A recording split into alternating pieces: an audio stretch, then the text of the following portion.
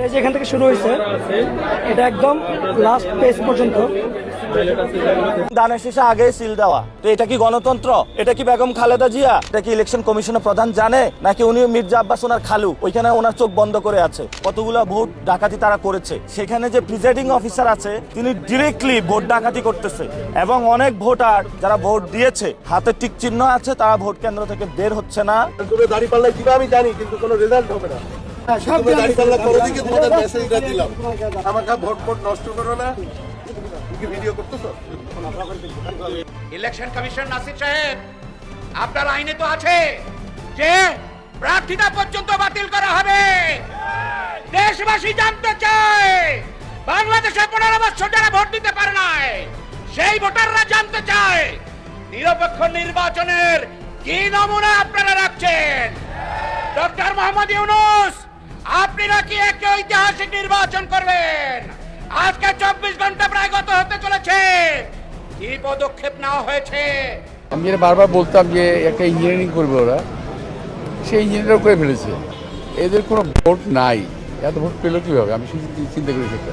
এখানে 11 দলীয় জোটের পক্ষ থেকে নির্বাচনে ব্যাপক কারচুপির অভিযোগ আনা হয়েছে। বেশ কিছু অভিযোগের সপক্ষে তারা ডকুমেন্টস উপস্থাপন করেছে, এবং নির্বাচন কমিশনেও তারা এখন যাওয়ার ঘোষণা দিয়েছে। নির্বাচন কমিশন যদি তাদের এই সমস্ত ডকুমেন্টসগুলো দেখার পরে কোনো সিদ্ধান্ত না দিতে পারে, সন্তোষজনক জবাব না দিতে পারে, তাহলে জামাত ইসলামের পক্ষ থেকে আন্দোলনের ঘোষণা দেওয়া হয়েছে, তারা আন্দোলনে নামবে। স্পষ্ট অক্ষরে বলতে চাই, আমাদের সিভিল প্রশাসন, পুলিশ প্রশাসন এক প্রকার নিষ্ক্রিয় ছিল। তারা আগে থেকেই হয়তো ডিপ স্টেটের মেসেজ পেয়ে গেছেন, এবং তারা সেই অনুযায়ী তাদেরকে শামুকের মধ্যে লুকিয়ে রেখেছিলেন। খুব বড় কার্যকর ভূমিকায় পুলিশকে দেখিনি। আসসালামু আলাইকুম দর্শক, যে যেখানে আছেন আশা করি ভালো আছেন। এই মুহূর্তে পাওয়া সবচেয়ে বড় ব্রেকিং নিউজ। দর্শক, দেশের মধ্যে ঘটে যাওয়া ঘটনাবলীর মধ্য থেকে খুবই গুরুত্বপূর্ণ কিছু ভিডিও নিয়ে হাজির হয়েছি, যার কিছুটা অংশবিশেষ আপনারা ইতিমধ্যে ভিডিওর শুরুতে দেখেছেন। দর্শক, দেখেই বুঝতে পারছেন আজকের এই ভিডিওটি আপনাদের জন্য কতটা গুরুত্বপূর্ণ এবং আকর্ষণীয় হতে যাচ্ছে। দর্শক, আমি আর কথা বাড়াবো না, মূল ভিডিওতে নিয়ে যাব। তার আগে বলবো, যারা এখনও আমাদের এই চ্যানেলটি সাবস্ক্রাইব করেন নাই, প্রতিনিয়ত আপডেট গরম গরম খবর পেতে অবশ্যই আমাদের এই চ্যানেলটি সাবস্ক্রাইব করে পাশে থাকা বেল বাটনটি বাজিয়ে দিবেন। আর যারা ইতিমধ্যেই সাবস্ক্রাইব করে দিয়েছেন তাদেরকে অসংখ্য ধন্যবাদ। দর্শক, না টেনে ধৈর্য সহকারে সম্পূর্ণ ভিডিওটি দেখলে জানতে পারবেন আজকের ভিডিওর মূল বিস্তারিত বিষয়ে। টেলিভিশনগুলো মিডিয়া কো করলো, টেলিভিশনগুলোর আগে থেকে ডিপ স্টেট বা আমাদের ইন্টেলিজেন্সের সাথে তাদের প্ল্যান ছিল। তারা কি করলো? প্রতিটা আসলেই দেখবেন, আমি আপনাদেরকে প্রমাণ সহ দেখাই, খেয়াল করেন, আমার স্ক্রিন এখন দেখতে পারবেন আপনারা। এই যে এটাকে বলে ফ্রম 45, খেয়াল করবেন স্ক্রিনের, আমার কথা শুনবেন। বিএনপি আর জামাতের ভোটের প্রত্যেকটা জায়গায় কাটাকাটি আছে, দেখেন ভালো করে, একটা যাবে না একাধিক যাবে, আপনার সাথে খেয়াল করেন। মজার বিষয় দেখেন, প্রত্যেকটা জায়গায় যেই রেজাল্ট কেন্দ্র থেকে গেল, রিটার্নিং অফিসারের কাছে গিয়ে কাটাকাটি শুরু হয়ে গেল। যখন হিসেব করে দেখা যাচ্ছে যে জামাত এগিয়ে যাচ্ছে, সেখানে বিএনপিকে বিজয়ী করার জন্য রিটার্নিং অফিসারের অফিসে কাটাকাটি করা হলো। কাটাকাটি ধরলাম একটা দুইটা কাটাকাটি হয়, অজস্র কাটাকাটি আছে। আরো ইন্টারেস্টিং ব্যাপার, প্রত্যেকটা জায়গায় এই কাটাকাটিতে জামাতের শুধু ভোট কমেছে, বাড়েনি। একটা রহস্যজনক ব্যাপার না? যে রিটার্নিং অফিসারের কাছে গেল 775 জামাত, 300 ধরেন বিএনপি।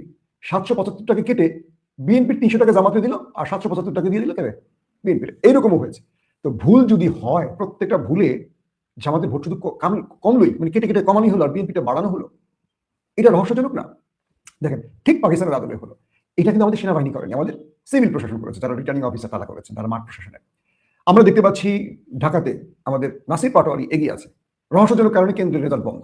আমরা দেখলাম 17তে খালিকুজ্জামান এগিয়ে যাচ্ছে, হঠাৎ রেজাল্ট বন্ধ। এরকম করে রেজাল্ট বন্ধ করে করে করে করে শেষ রাতে মেকানিজমগুলো করা হয়েছে। এটা বলছেন অনেকে, এটা জামাতের লোক, এটা আমি বলছি না, এটা জামাতের লোকেদের অভিযোগ, তারা কালকে সাংবাদিক সম্মেলন করে বলছে। এখন বিষয়টা হলো কি, নির্বাচনে আসলে এগুলো হয়। জামাতের ব্যর্থতাগুলো কি জানেন? জামাত তারা মানুষকে ভোট দেওয়ার জন্য তাদের সকল মেসেজ ক্লিয়ার করতে পেরেছে, কিন্তু ভোটার রক্ষা করতে পারেনি। ভোটারদেরকে সাহস দিয়ে কেন্দ্রে আনতে পারে নাই সব জায়গায়। আবার যেই ভোটটা জনগণ দিয়ে গেছে গোপনে, সেই ভোটটার হেফাজত করতে পারে নাই। কেন পারে নাই? আপনি একটা ভিডিও ফুটেজ দেখেন, একটা রিটার্নিং অফিসারের অফিসে কি হচ্ছে।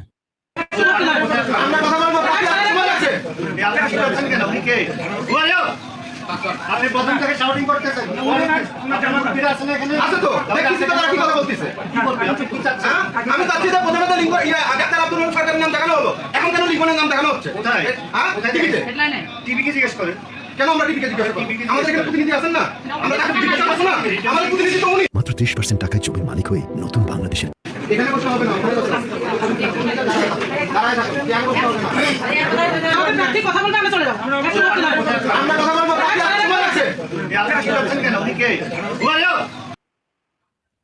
অর্থাৎ রিপোর্টে দেখা গেছে রেজাল্ট একটা টেলিভিশনের স্ক্রিনে রিপোর্ট গেছে, আরেকটা যেটা রিটার্নিং অফিসারের পক্ষ থেকে দেওয়া হয়েছে। এই যে বিষয়গুলো হলো, এই বিষয়গুলো যে কোনো দলই যারা ক্ষমতা, বিএনপি বড় দল, বিএনপি হয়তো ক্ষমতায় আসবে অনেক আসন পেয়ে, কিন্তু প্রায় 55টির মতো আসনে এই কাটাছেড়া করা হলো কেন? এই 55টা আসনে একটা নেপথ্যে কিছু ঘটছে এমনটি বলছে যে আমাদের সিনিয়র পলিটিশিয়ানরা। কাল রাতে তাদের কার্যালয় থেকে 3-4বার সাংবাদিক সম্মেলন করা হলো। ডক্টর শফিক জামাতের তিনি সাংবাদিক সম্মেলন করলেন, প্রচার সম্পাদক এহসানুল মাহবুব জোবায়ের সাংবাদিক সম্মেলন করলেন, এবং কারচুপির অভিযোগ তুলেন আসিফ মাহমুদ, সজীব ভুইয়া সহ অনেকে। জামাত যদি নির্বাচনে ক্ষমতার জন্য লড়াইটা করতো, আমার কাছে মনে হয় যে জামাত এই বিষয়গুলোর সুরাহা না করে ঘরে ফিরতো না। লক্ষ লক্ষ মানুষ অপেক্ষা ছিল জামাত সিদ্ধান্ত নেবে, কিন্তু খুব সহনশীল নীরব ভূমিকা কেন জামাত? তবে জামাতের পক্ষ থেকে বলা হয়েছে যে তারা কঠোর আন্দোলনে যাবে। আন্দোলনটা কয় মাস পরে আমি জানি না, কি করবে। আসেন আমরা মাসুদ কামালের একটা বক্তব্য শুনি, আসলে কি ঘটছিল। নির্বাচন হতে যাচ্ছে, এতে আমার কোনো সন্দেহ নেই। অলরেডি বলাবলি শুরু হয়ে গেছে। এনসিপি লোকজন তো বলছে যে বিএনপিকে, এই প্রশাসন এবং নির্বাচন কমিশন বিএনপিকে ক্ষমতায় আনার জন্য যা যা করা দরকার সব করছে। তো এনসিপি তো একটা গুরুত্বপূর্ণ দল, তারা যখন এই জন্য অভিযোগ করে, এই অভিযোগটা আপনি ইগনোর করবেন কিভাবে? পারবেন না তোর ভাই। কাজেই এই নির্বাচনকে নিরপেক্ষ নির্বাচন অনুষ্ঠান হচ্ছে বলে মনে করার কোনো কারণ আছে এরকম আমার কাছে মনে হয় না। এটা একটা পক্ষপাত দুষ্ট নির্বাচন হচ্ছে। দর্শক, বিষয়টা হলো যে এই নির্বাচনে আমরা যা কিছু দেখেছি, হ্যাঁ বিএনপি হয়তোবা পাওয়ারে আসতো ধরেন, কিন্তু জামাত তার মূল আসনগুলোকে রক্ষা করতে পারলো না কেন? জামাতের হাই ভোল্টেজ নেতারা প্রত্যেকে তার নিজের এলাকায় ছুটে গেছেন নিজের আসনে বিজয়ের জন্য। কেন্দ্র মোটামুটি ফাঁকা হয়ে গেছে। জামাত তার প্রার্থীদের মধ্যে এমন কিছু ভদ্রলোককে প্রার্থী করেছেন যারা আওয়াজ করতে পছন্দ করে না। যে ভিডিওটা দেখলেন সেখানে দেখবেন জামাতের একজন কর্মী কথা বলছে, বার্গেনিং করছে, নেতা চুপ করে মাথায় টুপি দিয়ে বসে আছে। এই টুপির রাজনীতি জামাতকে খুলতে হবে, মাথা থেকে টুপিটা খুলে রাজনীতি করতে হবে। কারণ কি, আমি যদি আজকে এই জায়গায় জামাত ক্ষমতা আসতো, বিএনপি এই ভূমিকা থাকতাম, ঠিক এই ভিডিওটি আবার করতাম। আমার কথা হলো যে মানুষের ভোটের অধিকার প্রতিষ্ঠিত হোক। আমি জামাতের পক্ষে বা বিএনপির বিরুদ্ধে বিষয়টা এরকম না। আমাকে অনেকে বিএনপি দালাল বলেন, সেটা নিয়ে আমি কষ্ট পাবো না। বিষয়টা হলো যে সাংবাদিকতার জায়গা থেকে আমি সত্য কথাটা বলবো। হ্যাঁ, আমার পছন্দের দল ধরেন বিজয়ী হয়েছে, আমি খুশি, কিন্তু এই কথাগুলো আমাকে বলতে হবে আপনাদের জন্য। খুশিটা ছিনতাই করে আমি খুশি না। আমার বিজয়টা আমার প্রাপ্য হলে আমি গ্রহণ করতে রাজি। কারণ বিজয় ছিনিয়ে নিয়ে বা মেকানিজম করা, ইঞ্জিনিয়ারিং করার মধ্যে আমি না। এটা হলো আমার বক্তব্য। তো এখন দেখেন, জামাতের অধিকাংশ জায়গায় প্রার্থীগুলো চোখের সামনে দেখছেন তাদেরকে পরাজিত করা হচ্ছে। কোথাও 300 ভোট, সিরাজগঞ্জের রফিকুল ইসলাম খান মেবি 300 ভোট, সাদি সাহেবের ছেলেকে 70 ভোট। এই যে জিনিসগুলো, এগুলো আবার রিটার্ন গণনার ব্যাপার আছে। এগুলো পৃথিবীর বহু দেশে হয়, পাকিস্তানে হয়েছে, বাংলাদেশে এর আগেও হয়েছে। তারপর আমাদের নাসির পাটোয়ারি খুব রহস্যজনক কারণে বিজয়ের দ্বার প্রান্ত থেকে তাকে হারানো হয়েছে। ওই কাটাছেড়া, সব কাটাছেড়া। এই কাটাছেড়ার উদ্ধারের উপায়টাকে ধরেন, রিটার্নিং অফিসার কেটেছেন, কিন্তু যে রিপোর্টগুলো পুলিং থেকে প্রতিটা বুথ থেকে বা প্রতিটা কেন্দ্র থেকে গেছে, সেখানে কিন্তু প্রিজাইডিং অফিসারের সিগনেচার আছে এবং প্রতিটা এজেন্টকে সেই কাগজটা দেওয়া হয়েছে। এই কাগজগুলো নিয়ে যখন আবার রিটার্নিং অফিসারের কাছে যাওয়া হবে যে 100 বা 150 কেন্দ্রের এই কাগজে দেখেন আমাদের প্রার্থী এগিয়ে রয়েছে বা বিজয়ী, সেখানে কোনো কাটাছেড়া নাই। এই কাটাছেড়াগুলো কোন বুথে এসে করেছে, তখন দেখবেন আটকে যাবে। এগুলো মামলার সুযোগ আছে, এগুলো ডিসি সাহেবের টেবিলে রাখলে ধরা পড়ে যাবে, কারণ প্রত্যেকটা পেপারে সিগনেচার আছে। কিন্তু কাটাছেড়া যেখানে করা হয়েছে, এটা করা হয়েছে সিভিল প্রশাসনের ওই যে দলবাজ ব্যক্তিরা, তারা করেছে। জামাত কি সেই সিস্টেমে যাবে? I don't know. এখন পর্যন্ত তাদের স্ট্রেট কোনো ওইরকম বক্তব্য দেখিনি, শুধু শেষ রাতের বক্তব্য দেখেছি তারা আন্দোলনে যাবে ঘোষণা দিয়েছে। প্রশ্ন হলো, জামাতকে যে 70-80-র মধ্যে আটকে দেওয়া হলো, এটার উদ্দেশ্য কি? উদ্দেশ্য অনেক আছে। ক্ষমতার রাজনীতিতে জামাতকে বিএনপিকে টেক্কা দিতে হলে আরো অনেক কাজ করতে হবে। জামাতের আর বিএনপির প্রশাসন মাঠে আছে এই মুহূর্তে, আওয়ামী লীগেরটাও আছে। আওয়ামী লীগ এবং বিএনপির প্রশাসনগুলো এক হয়ে গেছে। এখানে জামাত মানে প্রশাসনের ডিসি বলি, এসপি বলি, ইউনো টিওনো ওসি যাই বলি, যেখানে জামাতের লোকরা আছেন তারা এখানে একটা নীরব ভূমিকা নিয়েছে। ধরি মাছ নাছুই পানি টাইপের। কিরকম? তারা মনে করছেন বিএনপি তো ক্ষমতা আসতে পারে বা এসে যাচ্ছে, বা বিএনপি বোধহয় ক্ষমতা এসে যাবে, বিএনপি বোধহয় ক্ষমতা এসে যাবে। তাই তারা নিজেকে বিএনপি প্রমাণের জন্য প্রত্যেকটা জায়গায় বিএনপি সেজে গেছে। তাদেরকে বিএনপির প্রার্থীরা মোটা অঙ্কের টাকা দিয়ে দিয়েছে, 1 কোটি 5 কোটি 10 কোটি টাকা, তারা চুপ মেরে গেছে। ব্যাস, খেলা শেষ, টাকা তো পাইছে। জামাতের অধিকাংশ সিভিল প্রশাসনের কর্তারাই কাজটা করেছে। খুব লজ্জাজনক একটা ব্যাপার। জামাতকে আমরা বলি তারা ইনসাফ প্রতিষ্ঠা করবে, তারা সৎ লোক তৈরি করবে। সিভিল প্রশাসনের জামাতের যে লোকেরা আছেন খুব কমই আছেন সৎ, আছেন সৎ, একদম চোখে দেখা পুরোপুরি ইমানদার লোক দেখেছি। সংখ্যায় হয়তো জামাতের লোকেরাই বেশি সৎ, আমি বিশ্বাস করি সংখ্যায় অধিকাংশ জামাতের লোকেরা সৎ। কিন্তু সিভিল প্রশাসনে যারা বিগত সময় আওয়ামী লীগের সাথে কাজ করে অভ্যস্ত, তারা নিজেকে বিকিয়ে দিয়েছেন অর্থের কাছে। কিন্তু বিএনপি আর আওয়ামী লীগের যারা সিভিল প্রশাসনে আছেন, তারা শেষ লড়াইটা করছে বিএনপিকে জেতানোর জন্য, জামাতের প্রশাসনের লোকেরা করেনি। তারা শুধু ইয়ানফসি করছে। প্রশ্ন হলো, এই লোকগুলো কি সুবিধা নিতে পারবে বিএনপির কাছ থেকে? পারবে না। কারণ বিএনপির কাছে প্রশাসনের সবার তালিকা আছে, কে বিএনপি করে, কে আওয়ামী লীগ করে, কে জামাত করে। এখন কি হবে? বিএনপি তো সরকার গঠন করবে, ওই লোকগুলো বিএনপিকে বলবে, দেখেন আমার জেলায় 4টা আসনই আমি আপনাদের দল বিএনপিকে দিয়েছি। আরেকজন জামাত মানে হিডেন গুপ্ত জামাত এসে বলবে এই দেখেন আমার জেলায় 3টা আসনই আমি আপনাকে দিয়েছি, হে বিএনপি রাজা অধি রাজা। কিন্তু বিএনপি তো এগুলো শুনবে না, শুনবে তুই বেটা জামাত, পরে খাগড়াছড়ি বান্দরবান পাঠা, অথবা ওরে সাইজ করে নিচে ডাউন করে বসে রাখ, সেম কাজটি হবে। তার মানে আপনি সততার প্রমাণ দেননি, আপনার আল্লাহ আপনার জন্য শাস্তি নিয়ে হাজির হচ্ছে। সততার প্রমাণ দেয়া দরকার ছিল। কোনো পক্ষপাতিত্বের কথা বলিনি, কোনো দলকে ফেভার দেওয়ার কথা বলছি না। বলছি কি, আপনি যদি আপনার ইনসাফ করতেন, জনগণের ভোটটাকে রক্ষা করতেন, এবং জনগণের এই ভোটটা মানুষগুলো হাজার হাজার টাকা খরচ করে তার গ্রামে গিয়েছেন একটা ভোট দেওয়ার জন্য, কোনো দল তাদেরকে টাকা দিয়ে দেয়নি এই ভোটটা দেওয়ার জন্য, সেই ভোটটা রক্ষা করেনি আপনি আপনার চেয়ারে বসে, মনে রাখবেন আল্লাহ প্রদত্ত শাস্তি আপনার জন্য চলে আসবে। এখান থেকে রক্ষা পাওয়ার কোনো সুযোগ নেই। আপনি নির্বাচনকালীন সময় একটা ভালো অঙ্কের টাকা পকেটে ঢুকিয়েছেন, এই টাকাটা হজম হবে না, 2-1 দিন না, দেখেন না 2-3 মাসের মধ্যে এই টাকাটা হাসপাতালে শেষ হয়ে যাবে, নো টেনশন। দর্শক, শেষ কয়েকটা কথা বলি। বিএনপি সরকার গঠন করবে, বিএনপির জন্য খুব চ্যালেঞ্জিং একটা জায়গা। এখন রাষ্ট্রটাকে লুটে শেষ করে ফেলেছে হাসিনা, এবং পরবর্তী এনসিপি ইউনূস সরকার বা তার মন্ত্রী পরিষদ বা উপদেষ্টা মন্ডলীর মধ্যে দুর্নীতির অনেক অভিযোগ আছে। তার মানে রাষ্ট্রের কোষাগার মোটামুটি ফাঁকা। তারপরও প্রবাসীদের টাকায় মোটামুটি আমাদের রিজার্ভ একটু হলে উন্নতি হয়েছে ইউনূস সরকারের ক্যারেশমায়। এই বিএনপি এই রাষ্ট্রকে এগিয়ে নিতে হলে অনেক চ্যালেঞ্জ তাকে সামনে পার করতে হবে। তারেক রহমান প্রধানমন্ত্রীর চেয়ারে বসবেন, জিয়া পরিবারের বা শহীদ জিয়ার রক্ত বসছে বাংলার মাসনদে, এটা আনন্দের একটা খবর। আমরা হয়তো আরেকটা জিয়াউর রহমানকে পেতে যাচ্ছি, এটাও একটা আনন্দের খবর। কিন্তু বিএনপির সামনে বিশাল চ্যালেঞ্জ, 17 বছর না খাওয়া একটা বিশাল গ্রুপ হা করে আছে, এদেরকে নিবৃত করা, এদেরকে কন্ট্রোলে রাখা, শৃঙ্খলা ফিরিয়ে আনা, সন্ত্রাসকে কন্ট্রোল করা, চাঁদাবাজি বন্ধ করা, এটা বিএনপির জন্য বিশাল একটা ফ্যাক্টর। আর জামাত অপেক্ষা থাকবে বিএনপির প্রতিটা ভুলকে জনগণের কাছে নতুনভাবে প্রকাশ করা। এখানে বিএনপি একটা চ্যালেঞ্জ। আর জামাতকে এই নির্বাচন থেকে শিক্ষা নিতে হবে দুটো: এক, শুধু ভোট দেয়া না, ভোটের আমানত রক্ষা করা সবচেয়ে বড় দায়িত্ব। 2, জামাতকে এটা মনে রাখতে হবে যে নির্বাচন ইঞ্জিনিয়ারিং কত ভয়ঙ্কর জিনিস কি কি এবং এটা কত প্রকার আছে, সেটাকে প্রতিটা পার্ট বুঝতে হবে। না বুঝে আর ইলেকশনে আসা উচিত না, তাদের তাবলিগ জামাতে চলে যাওয়া উচিত। কারণ ইলেকশন শুধু ভোট দেওয়ার মধ্যে শেষ না। বাংলাদেশে গত 54 বছরে ভোট দিয়ে কেউ বিজয়ী হয়নি রে ভাই। ভোট একটা আনুষ্ঠানিক গণতন্ত্রের জন্য প্রয়োজন আছে। খেলাটা হয় মনে করেন 5 লক্ষ লোকের ভাগ্য নিয়ে খেলে একজন ডিসি, বিষয়টা বুঝেন নাই? 5 লক্ষ লোকের যে ভোট সেটাকে নিয়ে নিয়ন্ত্রণ বা খেলে কি একজন ডিসি। জামাত যদি প্রতিটি কেন্দ্রের ফলাফল যখন তাদের কাছে আসছে প্রতিটা ডিসি অফিস ঘেরাও করে তাকে চাপ প্রয়োগ করতে পারতো ব্যাপকভাবে, সেটাও করেনি। তারা তাকিয়ে আছে আসমানের দিকে। তাদের প্রার্থীগুলি এত বেশি ভদ্র তারা আওয়াজ করতে পারে না। এই লোকগুলোকে সব ছুঁড়ে ছুঁড়ে তাবলিগে পাঠিয়ে দিবেন। জামাতকে বলছি আপনাদের সেই সব প্রার্থীদেরকে তাবলিগে পাঠান, তারা দাওয়াতের কাজ করুক। একটু অ্যাগ্রেসিভ নাসিরুদ্দিন পাটোয়ারির মতো প্রার্থীদের আনেন। বিপরীত দল যদি হয় অ্যাগ্রেসিভ, তার সামনে আপনি মামুলি খোলাফায়ে রাশিদিনের ব্যক্তিদের দ্বারা করালে হবে না। আপনাদেরকে আনতে হবে ওই টাইপের লোক। মির্জা আব্বাসের সাথে নাসিরুদ্দিন পাটোয়ারি পারফেক্ট। এই রাজনীতি করতে হবে। ওয়াজ করবে, বক্তব্য দিবে, হুজুর, হ্যাঁ ওই যে কি বলে নরম চরম একটা ধাবড়া দিলে উঠে পড়ে দৌড় মারলে, এইরকম প্রার্থী দিয়ে কিছু হয় না। অধিকাংশ জায়গায় ভাবি খাইছে আগে জামাত বাসনা। এখন সামনে আমাদের আর 1 মিনিট কথা বলে আমি শেষ করবো। বিএনপির উপর যে জনগণ ভোট দিয়ে তাদের ক্ষমতায় বসেছে তাদের অনেক বড় একটা বিশ্বাস আছে। সেই বিশ্বাসটা হলো যে বিএনপি এই রাষ্ট্রকে হাসিনা ফ্যাসিজমের যেই স্মৃতি থেকে বের করে আনবে। বিরোধী মতের সাথে বিএনপি সম্পৃক্ততা এবং আমরা যারা একটা নতুন বাংলাদেশ দেখতে চাই বা এই যুবকরা যারা একটা নতুন বন্দোবস্তের কথা ভাবছে সেটাকে সম্মান করা, পেছনের অপরাজনীতি থেকে বেরিয়ে এসে তারেক রহমান একটা নতুন দিগন্তের দিকে যাত্রা করবেন, এই প্রত্যাশাটা আমাদের রয়েছে। আমরা আশা করব আমাদের বাংলাদেশে আর অপরাজনীতি চলবে না। পূর্বের সকল ব্যবস্থা ভেঙে দিয়ে তারেক রহমান একটা নতুন বাংলাদেশ গড়ার প্রত্যয় নিয়ে কাজ শুরু করবেন।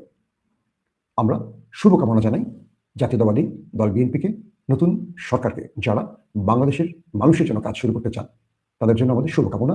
আল্লাহ হাফিজ। এখানে 11 দলীয় জোটের পক্ষ থেকে নির্বাচনে ব্যাপক কারচুপির অভিযোগ আনা হয়েছে।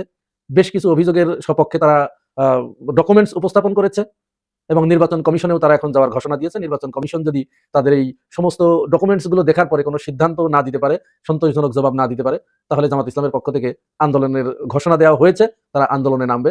হ্যাঁ, বিরোধী দল হিসেবে আন্দোলনে তো আপনি যাবেনই, অবশ্যই আন্দোলন আপনাকে করতেই হবে। অনিয়ম এগুলোর বিরুদ্ধে তো আন্দোলন করতেই হবে। তবে আমার কাছে মনে হয় ফলাফল মেনে নেবার মানসিকতা থাকতে হবে প্রত্যেকেরই। এরা সবচেয়ে এখানে ভালো নজির উপস্থাপন করেছেন শিশির মনির। সর্বপ্রথম তিনিই কিন্তু ঘোষণা দিয়েছেন ফেসবুক পোস্টে এবং তার যিনি বিজয় প্রার্থী ধানের শীষের প্রার্থীকে তিনি অভিনন্দন জানিয়েছে। এই যে কালচার, এই কালচারটা থাকা ভালো। আর জামাত ইসলাম এখন নির্বাচন কমিশনে যেতে চাচ্ছে, তারা তাদের পক্ষের ডকুমেন্টসগুলো অবশ্যই নির্বাচন কমিশনে জমা দেবে, সেগুলো উপস্থাপন করবে।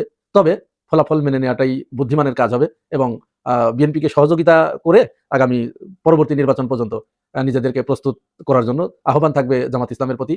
আন্দোলন করলে তো অনেক কিছুতেই করা যায়, ভবিষ্যতে আরো অনেক ইস্যু আসবে, সেগুলোতে জামাত ইসলাম আন্দোলন করবে। এবং এই যে বিভিন্ন অনিয়ম কারচুপি, এই অভিযোগগুলো নির্বাচন কমিশনে দিয়ে রাখতে হবে এবং এটি মানুষের ভিতরে জারি রাখতে হবে, যেন মানুষ এটি নিয়ে কথা বলতে পারে। তবে বিএনপিকে সহযোগিতা করতে হবে, ফলাফল মেনে নিতে হবে। এটি হচ্ছে আমার কাছে মনে হয় বুদ্ধিমানের কাজ হবে। এবং জামাতের আমির তিনি কিন্তু বলেছেন যে আমরা বিরোধী দলে গেলেও আমরা এই করবো, অর্থাৎ বিরোধী দলে যাওয়ার কিন্তু প্রস্তুতি জামাত ইসলামের আছে, ছিল এবং আছে। অপরদিকে জাতীয়তাবাদী দল বিএনপির কিন্তু বিরোধী দলে যাওয়ার কোনো প্রিপারেশন ছিল না, তারা রাষ্ট্র ক্ষমতায় যাবে এটি তাদের সেই প্রস্তুতি ছিল এবং সেইভাবেই মিডিয়া আমরা দেখেছি, মিডিয়া তাদেরকে সহযোগিতা করেছে। কিছু অনিয়ম উঠে এসেছে, যে জামাত ইসলামের পেজে একরকম দেখানো হচ্ছে, তারপরে সোশ্যাল মিডিয়ায় একরকম দেখানো হচ্ছে, মেইন স্ট্রিমের মিডিয়াগুলোতে তার বিপরীত চিত্র দেখা যাচ্ছিল। তো তখন থেকেই আমরা বুঝতে পারছিলাম যে কোনো একটা কিছু ঘটতে যাচ্ছে। সুতরাং অভিযোগগুলো দায়ের করে এর সত্যতা যদি আপনারা প্রমাণ করতে পারেন, কোন কোন কেন্দ্রে অনিয়ম হয়েছে, কোথায় কোথায় কারচুপি হয়েছে, কোথায় কোথায় ইলেকশন ম্যানিপুলেট করা হয়েছে, কোথায় কোথায় ইলেকশন ইঞ্জিনিয়ারিং করা হয়েছে, ফল আটকে গেছে কোথায় কোথায়, এগুলো আপনারা মানুষের সামনে নিয়ে আসেন, জনগণের সামনে নিয়ে আসেন, নিয়ে সেগুলো নিয়ে কথা বলতে থাকুন। আর তারেক রহমানের নেতৃত্বে জাতীয়তাবাদী দল সরকার গঠন করুক। তারেক রহমানের কাছে আমাদের যে আশাটা থাকবে, যে চাওয়াটা থাকবে, এটি আমরা কিন্তু জুলাই গণ অভ্যুত্থানের মধ্য দিয়ে আমরা এই জায়গায় এসেছি। শেখ হাসিনাকে বিরোধিতা করার মূল জায়গাটা ছিল কিন্তু সে স্বৈরাচার হয়ে উঠেছিল, ফ্যাসিস্ট হয়ে উঠেছিল। সে দুর্নীতি রোধ করতে পারে নাই, অর্থ পাচার রোধ করতে পারে নাই, তারপরে নাগরিক সমাজের উপরে, বিরোধী মতের উপরে দমন পীড়ন এটা সে পুরো মাত্রায় চালিয়েছে। আমরা নতুন সরকারের কাছে আমাদের আহ্বান থাকবে, আপনারা এই বিষয়গুলো মাথায় রাখবেন। বিশেষ করে তারেক রহমান তিনি তো বারবার বলেছেন যে তিনি দুর্নীতি কমিয়ে আনার চেষ্টা করবেন, চাঁদাবাজিটা কমিয়ে আনার চেষ্টা করবেন। আমরা আপনার কাছে বেশি কিছু চাই না, মাত্র 3টা জিনিস চাই। আপনি জুলাই সনদটা বাস্তবায়ন করবেন। এখানে হ্যাঁ ভোটে জয়যুক্ত হয়েছে, আমরা শুনেছি বেসরকারিভাবেই হ্যাঁ জয়যুক্ত হয়েছে। তো এই জুলাই সনদটা বাস্তবায়ন করবেন দয়া করে। আর চাঁদাবাজিটা আল্লাহর ওয়াস্তে যদি পারেন এইখানে সবচেয়ে বেশি নজর দিবেন। এইটা কিন্তু মানুষকে সবচেয়ে বেশি ক্ষুব্ধ করেছে। চাঁদাবাজিটা 0 পর্যায়ে নামিয়ে আনবেন। আর এই যে অফিস আদালতে ঘুষ ছাড়া যে ফাইল নড়ে না, একটা ফাইলও নড়ে না, এইখানে আপনাকে একটু নজর দিতে হবে। এইখানে যদি আপনি নজর দেন তাহলে আপনার সরকার ভালো করবে এবং ভালোভাবে চলবে। না হলে শেখ হাসিনাকে যারা ফাংশন করতে দেয় নাই, শেখ হাসিনাকে যারা অজনপ্রিয় করে তুলেছিল, তারাই কিন্তু এখনো রয়ে গেছে। দুর্নীতির মাত্রাটা কমিয়ে আনবেন, যেন বিশ্ব দরবারে বাংলাদেশ আর দুর্নীতিতে চ্যাম্পিয়ন না হতে হয়। আর এদেশের মানুষের ভিতরে যে জিনিসটি সবচেয়ে বেশি মনোকষ্টের কারণ হয়েছে, ভারত এই দেশের উপরে ক্রমাগতভাবে নগ্ন হস্তক্ষেপ করেছে। তারা শেখ হাসিনাকে এখানে এমন ভাবে সেট করেছিল যে বিএনপিকে সবচাইতে মানে দেশনেত্রী বেগম খালেদা জিয়াকে তারা এখান থেকে মাইনাস করতে চেয়েছিল। এবং তার পরিণতি তো আপনি দেখেছেন, আপনারা সবাই দেখেছেন, দেশনেত্রী বেগম খালেদা জিয়াকে কিভাবে জেলখানার প্রকোষ্ঠে তাকে রেখে তাকে ক্রমান্বয়ে মৃত্যুর দিকে ঠেলে দেওয়া হয়েছে। এবং আমাদের সবচেয়ে ভালো লাগতো যদি আজকে এই প্রধানমন্ত্রীর আসনে দেশনেত্রী বেগম খালেদা জিয়া বসে থাকতে পারতেন, বসে যেতে পারতেন, তাহলে এটি আমরা সবচেয়ে বেশি খুশি হতাম।